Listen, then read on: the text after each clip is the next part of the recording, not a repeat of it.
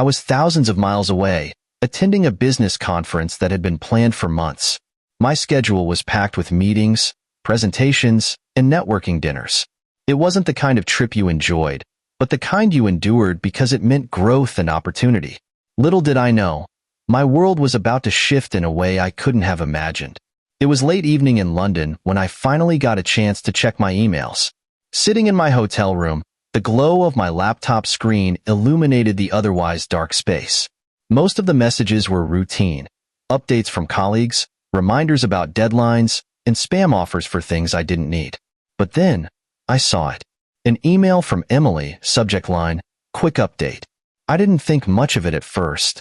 Emily wasn't the type to send long emails or dramatic messages. She usually preferred quick texts or calls.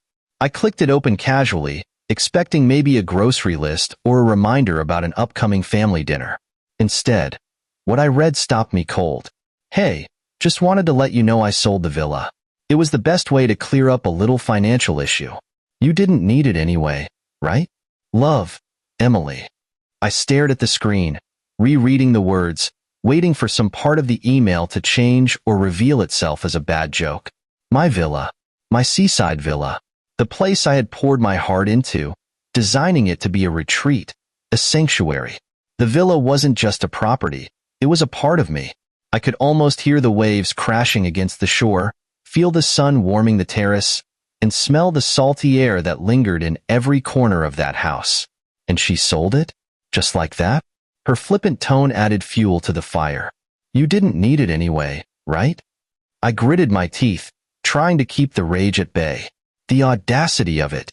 Emily had done many things over the years that annoyed me, but this was a betrayal of trust so profound it left me speechless.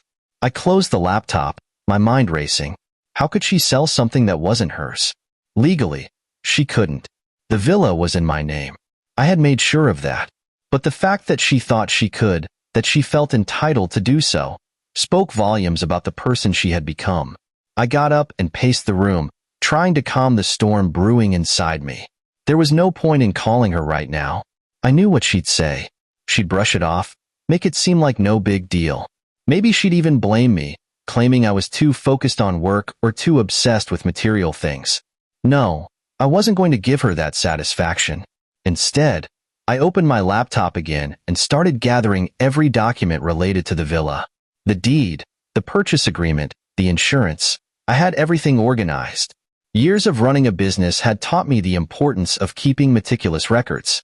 If Emily thought she could pull this off without consequences, she was in for a rude awakening. I didn't just stop at gathering documents. I reached out to the real estate agent I'd worked with when I bought the villa. A quick email explaining the situation and asking for details on any recent transactions. Then, I contacted my lawyer, laying the groundwork for what I suspected would be a long and messy fight. By the time I was done, it was well past midnight, but I felt a strange sense of calm. Emily's betrayal had hurt me deeply, but it had also awakened something I hadn't felt in years: resolve. This wasn't just about the villa. It was about respect, boundaries, and the kind of person I wanted to be. For too long, I had overlooked the little signs, the entitled remarks, the secretive behavior, the way she always seemed to prioritize her needs over ours. But this was the last straw. I closed my laptop and sat back, staring at the ceiling. The villa wasn't just a house. It was a symbol of everything I had worked for, everything I had built. And I wasn't about to let anyone take that away from me. Not Emily, not her boyfriend, not anyone. Somewhere deep inside, I knew this moment was a turning point. The beginning of a new chapter, one where I stopped tolerating the intolerable. Emily thought she had me figured out. She thought I'd react like I always did, with patience, understanding, and maybe a bit of frustration. But this time, she was wrong. This time, I wasn't going to sit back and let her walk all over me. This time, I was going to fight. I didn't sleep that night. Not because I was angry. I'd moved past that into something far more productive: planning. Anger is volatile, a flame that burns bright and hot but fizzles out quickly. No, I needed something sharper, something colder. I needed focus, and that's exactly what I had as I worked through the night. Emily had made a critical mistake. She thought I was predictable, that I'd respond like I always had in the past. An argument, maybe some yelling, followed by me eventually cleaning up the mess. She didn't realize I had changed. Or maybe she didn't care. Either way, it didn't matter now. I wasn't going to yell. I wasn't going to argue. I was going to act. The first call I made was to the real estate agent. I knew he'd still be asleep. It was early morning back home. But I didn't care. I left a detailed voicemail explaining that my wife, without my authorization, had apparently sold my villa and that I needed all documents regarding the sale sent to me immediately.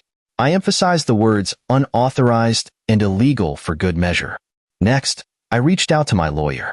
Fortunately, I've always kept a solid legal team on retainer, one of the perks of being meticulous about my assets. I laid out the situation in a concise email, attaching copies of the villa's deed and ownership documents. By the time I hit send, I already had a response confirming they'd escalate the matter and notify local authorities. That wasn't enough, though. I couldn't just rely on lawyers and agents to untangle this mess. I needed to understand exactly what Emily had done. How had she managed to sell a property that was solely in my name? Did she forge my signature? Use some loophole I wasn't aware of? These questions churned in my mind as I meticulously combed through my financial records, looking for any sign of her tampering. If there was one thing I knew, it was that a paper trail never lies.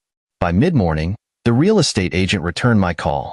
His tone was apologetic, almost nervous. Mr. Daniels, I had no idea there was an issue with the sale. Everything seemed legitimate on our end. Your wife provided all the necessary documents. My wife doesn't own the villa, I replied, my voice calm but icy. She had no legal right to sell it. You processed a fraudulent transaction. He stammered out something about double-checking the paperwork and promised to call back once he had more information. I didn't need to wait. I already knew what had happened. Emily must have forged my signature. It was the only explanation. And while it stung to think she'd go to such lengths to betray me, it also gave me an edge. Forgery wasn't just morally wrong. It was a criminal offense. The next call came from my lawyer. Michael, this is a clear-cut case of fraud. If she forged your signature, we can have the sale overturned and press charges. I'll coordinate with the authorities. Press charges. The words hung in the air. For a brief moment, I hesitated. This was my wife, after all. We had shared years of our lives together. Could I really take it this far? Then I thought about the email, the dismissive tone, the sheer audacity of her actions. She hadn't just sold my villa. She had sold my trust, my respect, and any semblance of partnership we had left. Yes, I said firmly. Do whatever you need to do. The lawyer assured me they'd move quickly, and I thanked him before ending the call. I sat back in my chair, staring at the phone in my hand. A part of me wanted to call Emily right then and there, to confront her and demand an explanation. But what would that accomplish? She'd lie, deflect, and manipulate. No, I needed to stay one step ahead. There was one more thing I needed to do. I logged into my security system for the villa, which I'd had upgraded last year. Not only did it include state-of-the-art alarms, but it also had cameras with remote access. I pulled up the live feed, half expecting to see strangers lounging on my terrace or moving furniture inside. To my surprise, the place was empty. The realization brought a small smirk to my face. It seemed whoever had bought the villa hadn't yet taken possession. That gave me time. Satisfied, I closed my laptop and leaned back, letting the tension in my shoulders ease slightly. Emily thought she'd won, that she'd pulled off the ultimate scheme. But she didn't know I was already dismantling her victory, piece by piece. The real estate agent was going to call her. The police were going to investigate her. And when it all came crashing down, she'd have no one to blame but herself. For years, I had been the forgiving one, the problem solver, the person who kept everything together. Not anymore. This time, I wasn't just cleaning up a mess. I was teaching her a lesson she'd never forget. The thing about people like Emily is that they always think they're one step ahead.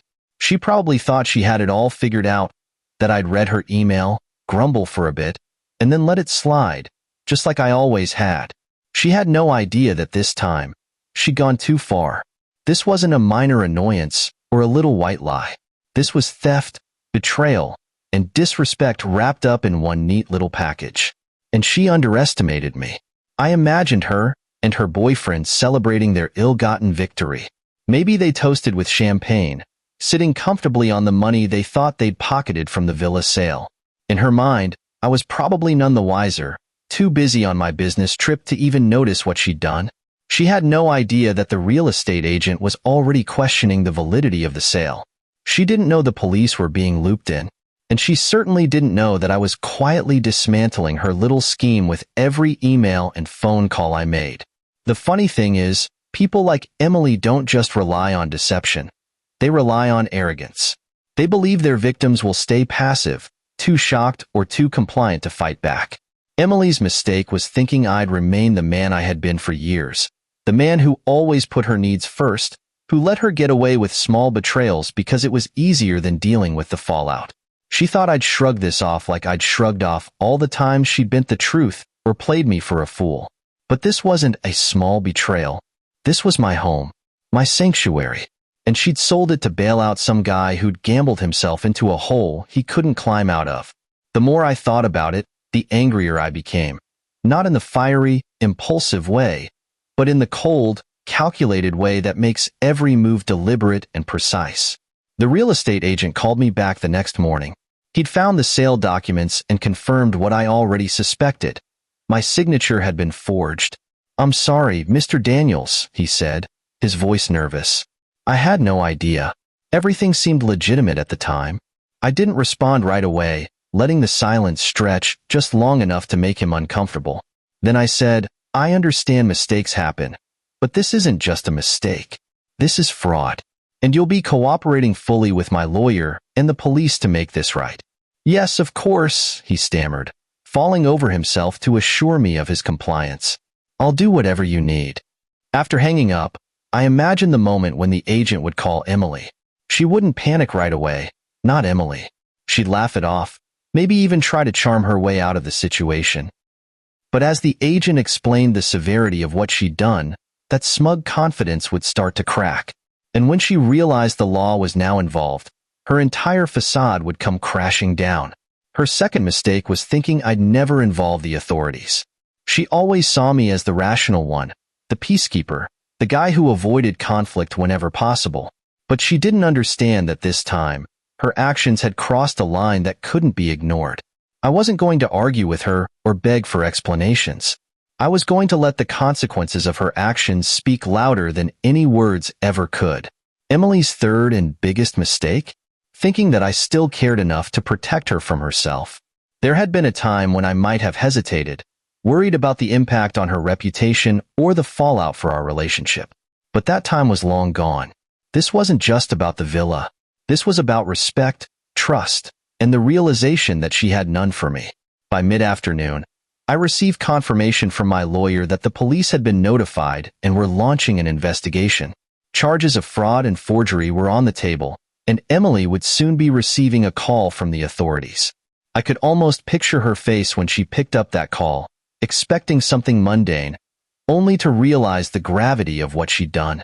Part of me wondered how she'd try to spin it. Would she blame her boyfriend, claiming he pressured her into it? Would she cry and beg for sympathy? Or would she double down, trying to justify her actions with some warped logic that made her the victim? It didn't matter. None of it mattered. The truth was out, and there was no talking her way around it. For years, I'd let Emily's behavior slide, convincing myself that her selfishness was just a quirk, a flaw I could live with. But now, as I watched everything she'd built on lies and arrogance begin to crumble, I realized something important. I wasn't just fighting for the villa. I was fighting for my dignity, my self-respect, and the life I wanted to reclaim. Emily thought she could outsmart me. She thought I'd fold like I always had. But this time, I wasn't just playing defense. I was playing to win. And she was about to learn that there's nothing more dangerous than a man who's been underestimated for far too long. The call came sooner than I expected. I had been preparing myself for how Emily might react when confronted, imagining her usual blend of arrogance and excuses. But when the real estate agent called her, the scene played out far better than I could have hoped. I wasn't there to witness it firsthand, of course, But the agent later recounted the conversation in a rushed and somewhat panicked tone. He called me immediately after speaking to Emily, desperate to cover his own tracks now that he realized the legal implications of the fraudulent sale. She didn't take it well, he said nervously, his voice crackling through the phone. Define didn't take it well, I replied, leaning back in my chair, curious to hear the fallout. Well, at first, she was calm, confident, even. She said something about having your permission and claimed there was no need to involve lawyers or the police. But when I mentioned that the sale had been flagged and that you had proof her signature was forged, she didn't handle that part very gracefully. I let out a dry chuckle, imagining her face when the weight of her actions started to sink in. Emily was many things: arrogant, selfish, manipulative, but graceful under pressure? Never. The agent continued, clearly flustered.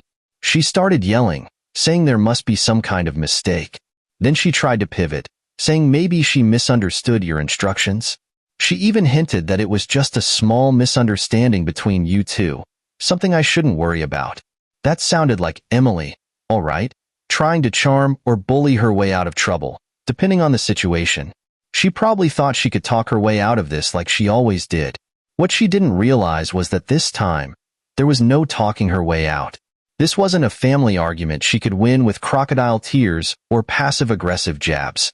This was fraud, plain and simple, and the consequences were coming for her. What happened after that? I asked, though I could already guess. Well, the agent hesitated. When I told her the police might get involved, let's just say she didn't appreciate that. She started ranting about how this was all a misunderstanding and that she didn't mean any harm. Then she started blaming someone else. I think she said her boyfriend was the one who pressured her into selling the villa. I smirked. Of course, she blamed the boyfriend. When Emily was backed into a corner, she always looked for someone else to throw under the bus. It was never her fault. It was always someone else's mistake, influence, or bad decision. But this time, her excuses wouldn't matter. She had forged my signature, lied to the real estate agent, and orchestrated the sale. No amount of finger-pointing would save her now. And what did you say? I asked, genuinely curious about how the agent had handled her meltdown. I told her there was nothing I could do, he admitted. That the sale was being flagged and that legal action might follow. She, hung up on me after that.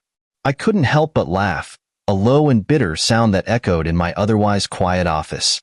Emily, who always prided herself on being in control, must have felt the ground crumbling beneath her feet. And this was just the beginning. Thank you for letting me know, I told the agent. Keep working with my lawyer, and make sure all communication goes through them moving forward. Yes, of course, he said quickly, eager to get off the phone. I could hear the relief in his voice as we ended the call. After hanging up, I sat back and let the satisfaction settle in. Emily's reaction was exactly what I'd expected. Denial, deflection, and a growing sense of panic as she realized the walls were closing in. For years, she had relied on manipulation and entitlement to get her way. She thought she could walk through life without consequences, leaving a trail of excuses and half-hearted apologies in her wake. But this time, she had underestimated just how serious the situation was, and just how far I was willing to go to protect what was mine. Still, I knew this wasn't over. Emily was scrambling now, desperate to regain control of a situation that was spiraling out of her hands. And if I knew her as well as I thought I did, she wouldn't go down without a fight. She'd try to spin the story, painting herself as the victim and me as the unreasonable villain. She might even come crawling back, begging for forgiveness, once she realized just how deep a hole she had dug herself into. But I was ready for her.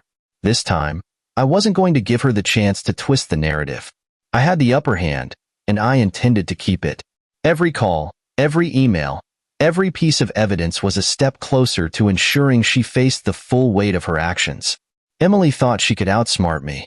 She thought she could lie, cheat, and manipulate her way to an easy win. But now, the game was changing, and she was about to learn what happens when you play with fire. By the time the police officially launched their investigation, the wheels were already in motion. The real estate agent, clearly shaken by Emily's fraudulent sale, had handed over every document she had submitted, including the forged signature that she so confidently believed would go unnoticed. My lawyer, always meticulous, provided the authorities with a detailed timeline of events, complete with records proving my sole ownership of the villa. It was airtight, and Emily's trail of lies was now a matter of public record. I received the call from the investigating officer while sitting at my desk, sipping my morning coffee. The officer, polite but firm, outlined the next steps. They were opening a formal case of fraud and forgery, and Emily would be brought in for questioning. The weight of those words hung in the air like a storm cloud. It was a strange mix of satisfaction and sadness. I didn't revel in the idea of my wife being interrogated by the police, but this was the path she had chosen. "We'll need to contact Mrs. Daniels soon," the officer said. "Do you want to be present when we reach out to her?" I considered it for a moment. Part of me wanted to see her face when the reality of her situation hit her. The shock, the fear, the inevitable excuses. But another part of me, the part that had been worn down by years of her manipulations, knew it wasn't worth it. I didn't need to be there. The truth was enough. "No," I said finally. "You can handle it without me. Just keep me updated." The officer agreed, and after a few more logistical details, the call ended. I set the phone down and leaned back in my chair, staring out the window at the city skyline. The sun was shining, but it felt distant, cold. This wasn't how I imagined my life unfolding.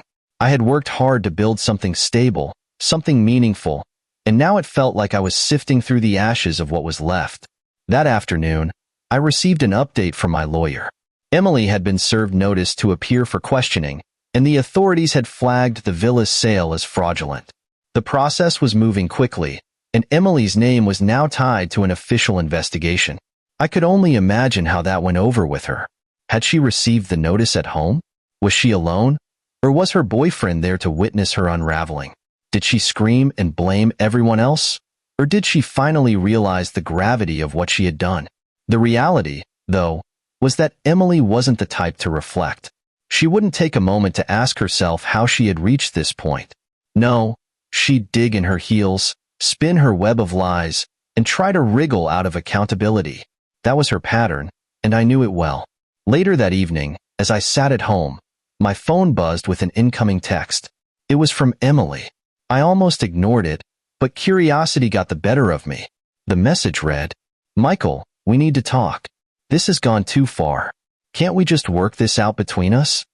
I stared at the screen, incredulous. Gone too far?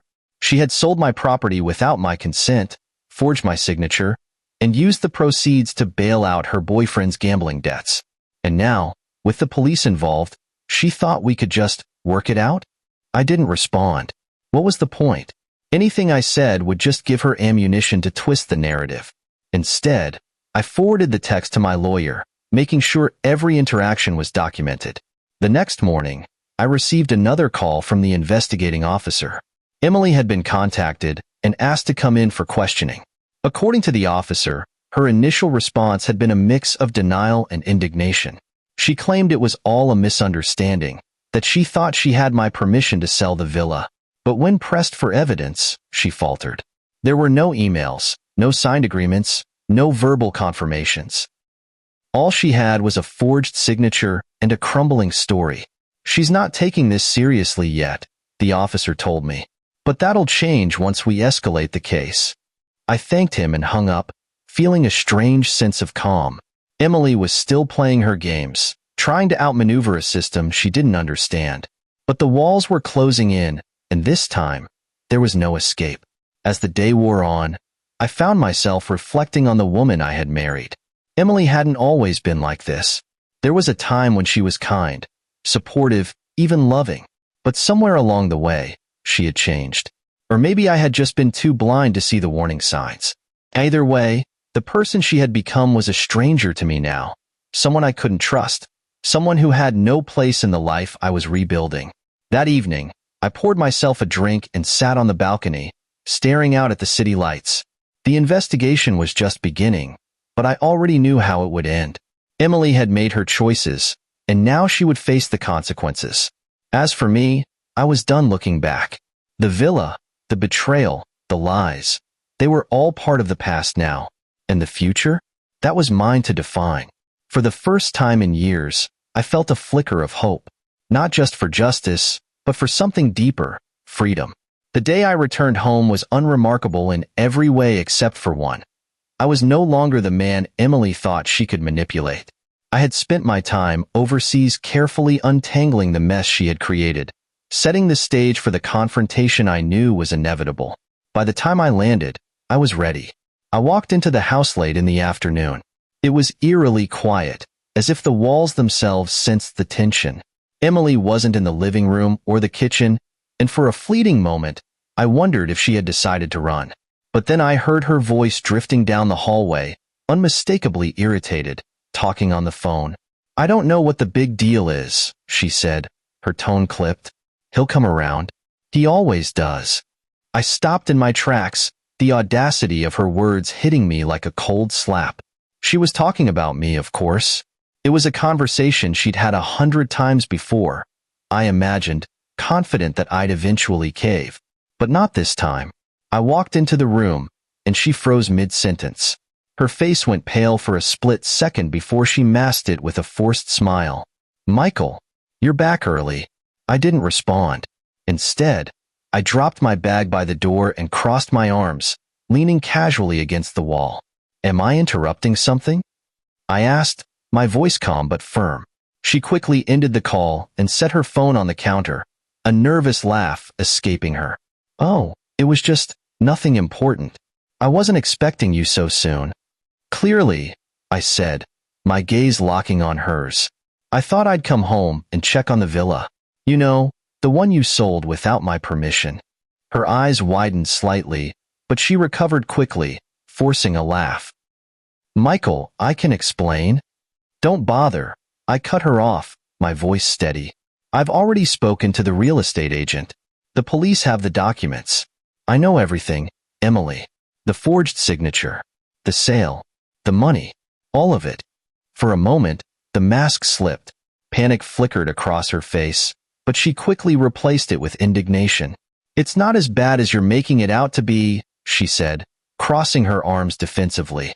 "I did it for us. For us." I repeated, my tone sharp. "You sold my villa to pay off your boyfriend's gambling debts. Explain to me how that benefits us." Her mouth opened, but no words came out. She shifted uncomfortably, her confidence unraveling with each passing second. Finally, she tried a different tactic, guilt. "Michael, you don't understand," she said, her voice softening. "He was in trouble. Real trouble. If I hadn't stepped in, things could have gotten worse. And honestly, you're so busy with work all the time. I didn't think you'd even notice." I stared at her, the sheer absurdity of her excuse making me laugh bitterly. "Didn't think I'd notice? You sold my villa, Emily. A property I poured my time, money, and energy into. Did you think I'd just shrug and move on?" Her frustration boiled over, and she threw her hands up. "What's the big deal? It's just a house. You can buy another one. Just a house." I said, my voice rising for the first time. "That just a house was mine. You had no right, no permission. And now you're standing here, acting like this is some minor inconvenience." She glared at me, the guilt giving way to anger. "Why are you making this such a big deal? You're overreacting." "Overreacting?" I took a step closer, my tone icy. "Do you even hear yourself? You forged my signature. You committed fraud. The police are involved, Emily. This isn't just about the villa anymore. This is about who you've become." Her confidence cracked, and for the first time, I saw real fear in her eyes. "The police," she whispered. You called the police?" "Of course I did," I said, my voice calm again. "What did you think would happen? That I'd let you get away with this? That I'd clean up your mess like I always do? Not this time." She sank into a chair, her hands trembling. "Michael, please. I wasn't thinking straight. It was a mistake." "A mistake?" I said, shaking my head. "No, Emily. A mistake is forgetting an anniversary. A mistake is burning dinner. This was a calculated decision. You knew exactly what you were doing." Her voice broke as she tried to plead with me. "Michael, I'm sorry. Please, We can fix this. Just tell the police it was a misunderstanding. I'll make it right, I swear." I looked at her, the woman I had once loved, and felt nothing but a hollow emptiness. Her apologies meant nothing to me now. Fix it? You can't fix this, Emily. You've destroyed every ounce of trust one had in you, and you're going to face the consequences. She stood, reaching out to me, but I stepped back. "Michael, please." "Don't," I said, cutting her off. "I'm done. You've made your choices, and now you'll live with them. The villa is mine, Emily, and so is my future. You're not a part of it anymore." I grabbed my bag and walked toward the door, her voice following me, desperate and pleading. But I didn't look back. I was done being the man who forgave, the man who compromised. This time, I was walking away, and I wasn't coming back. I didn't have to wait long to see the consequences of Emily's actions begin to unfold. It started with a call from my lawyer, just a day after our confrontation. The police investigation was moving quickly, and Emily had already been summoned for a formal questioning. According to my lawyer, she showed up defiant, wearing an air of indifference that she probably thought would shield her from the gravity of the situation. "She doesn't seem to understand the seriousness of this," my lawyer said, his tone almost amused. "She's trying to downplay everything, claiming it was all a misunderstanding." "Of course she is," I replied, shaking my head. "That's her MO. Deny, deflect, and hope it goes away." But this time, it wasn't going away. The evidence against her was undeniable. The forged signature, the fraudulent documents, and the financial trail leading directly to her boyfriend's gambling debts. There was no room for excuses, no plausible deniability. She was cornered, and she knew it.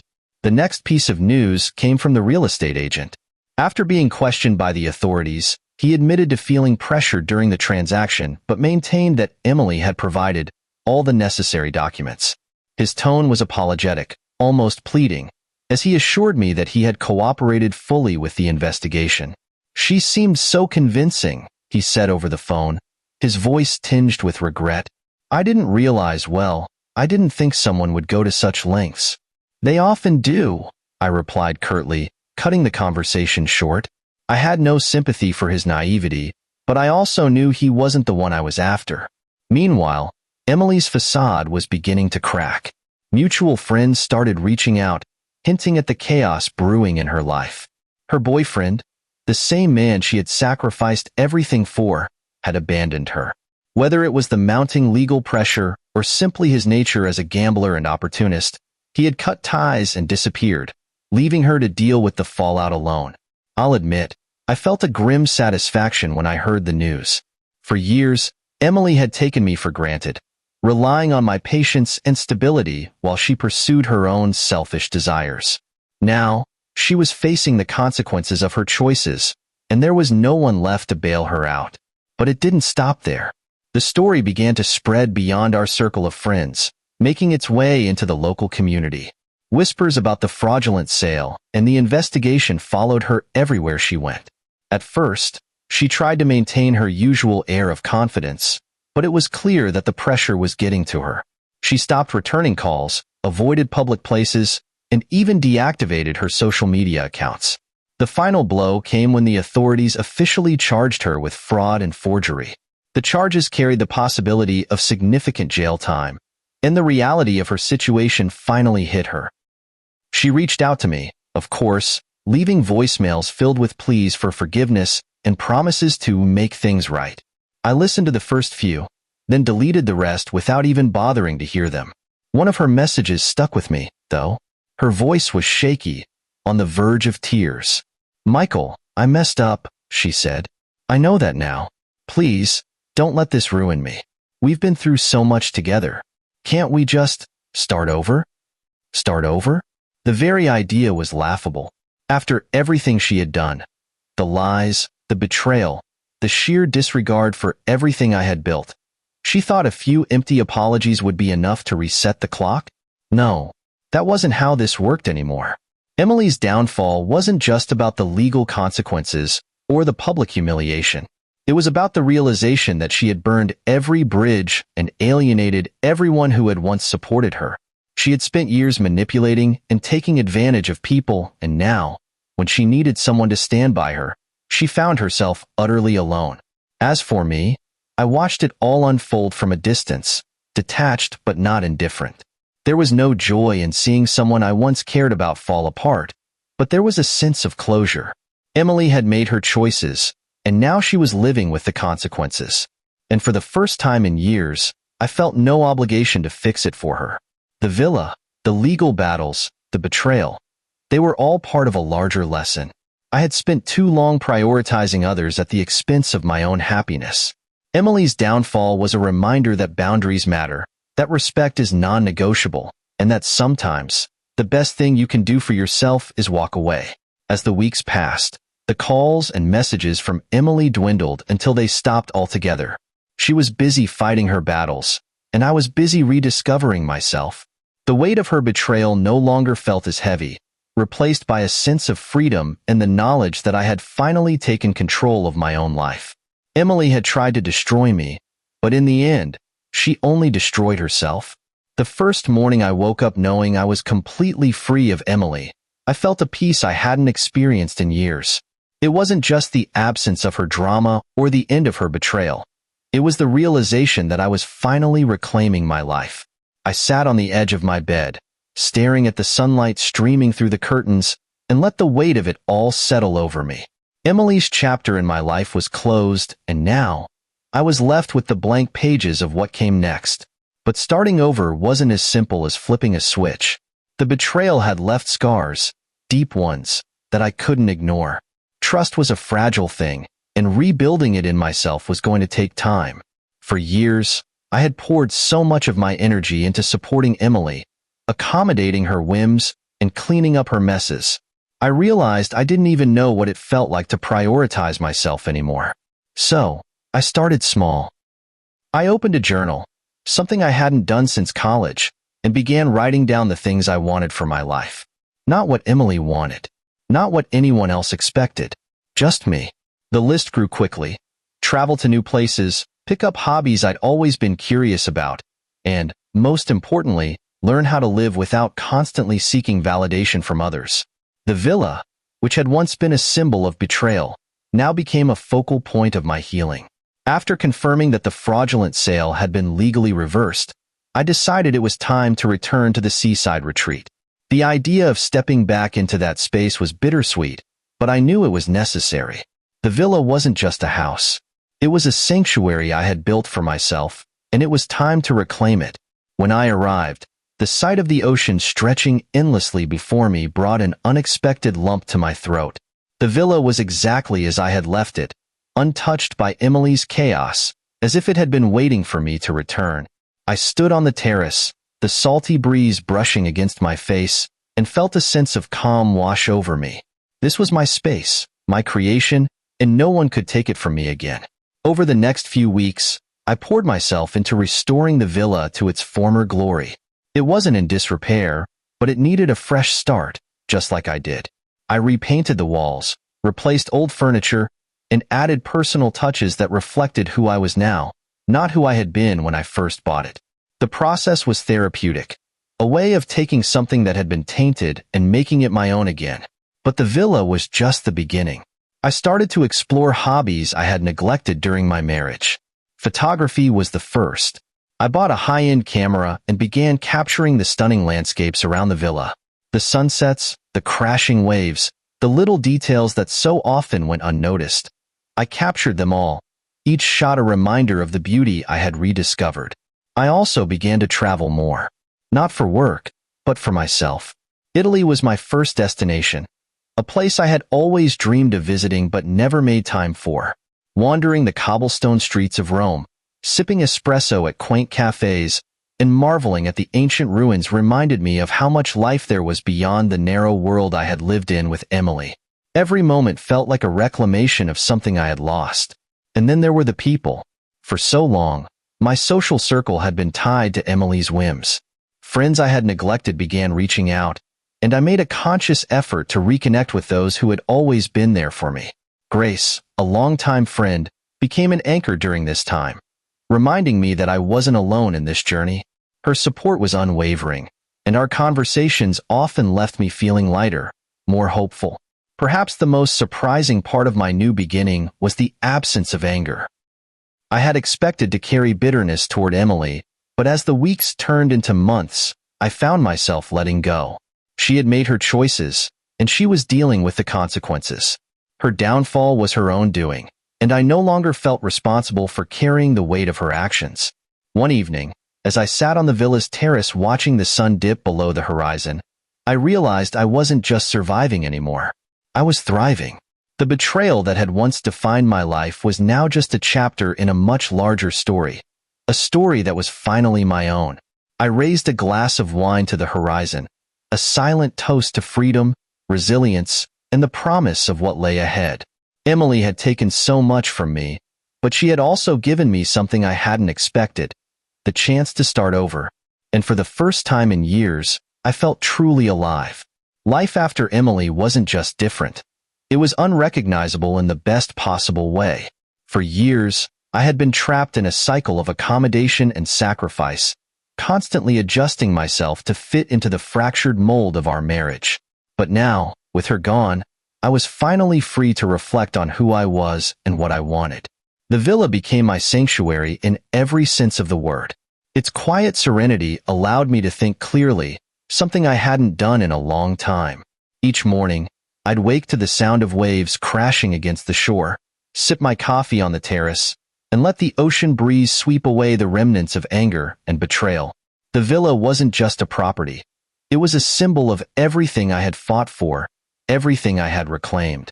Rebuilding my life wasn't easy, but it was fulfilling. I learned to appreciate the power of boundaries, understanding that my worth wasn't tied to how much I could give or how much I could tolerate. For so long, I had prioritized Emily's needs and desires over my own, and in doing so, I had lost sight of the things that brought me joy. Now, I was determined to rediscover them. The villa gave me more than peace. It gave me clarity. I began journaling, pouring my thoughts onto the page without hesitation. What started as an outlet for my frustrations became a blueprint for my future. I wrote about my dreams, my goals, and the life I wanted to create. For the first time in years, I felt like I was writing my own story rather than living someone else's. Emily's absence didn't mean she was forgotten.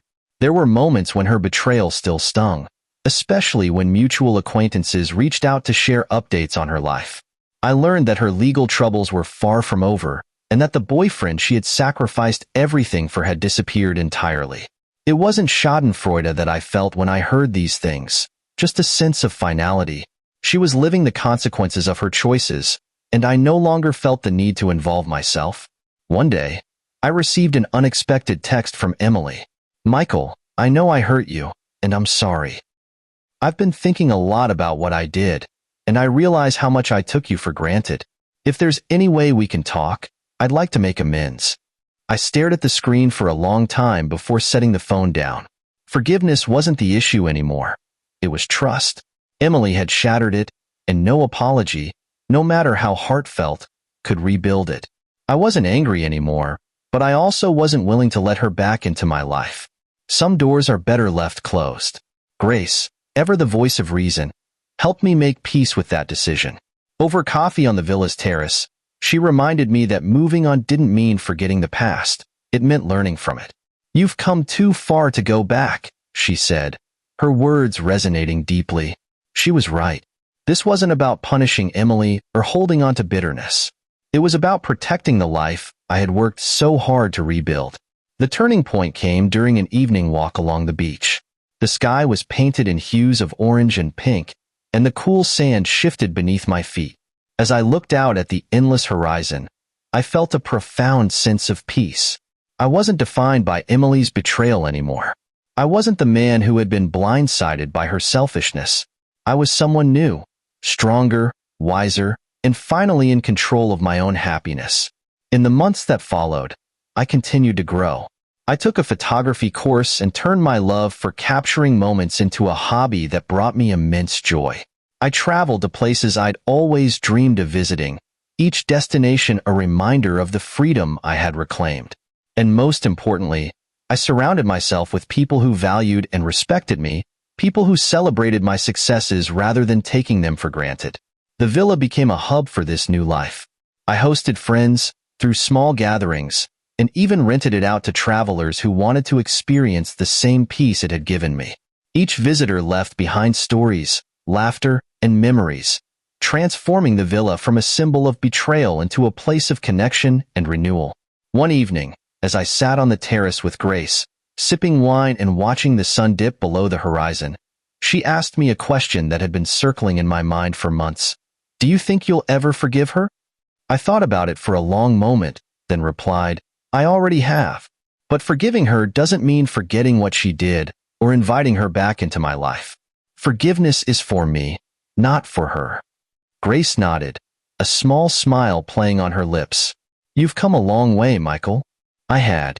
And as I watched the last sliver of sunlight disappear beyond the waves, I realized I wasn't just living a new chapter. I was living a new story.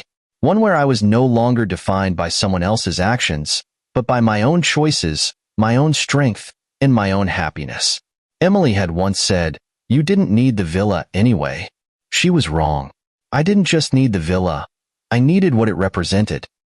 Independence, self-worth, and the courage to build a life that was mine and mine alone.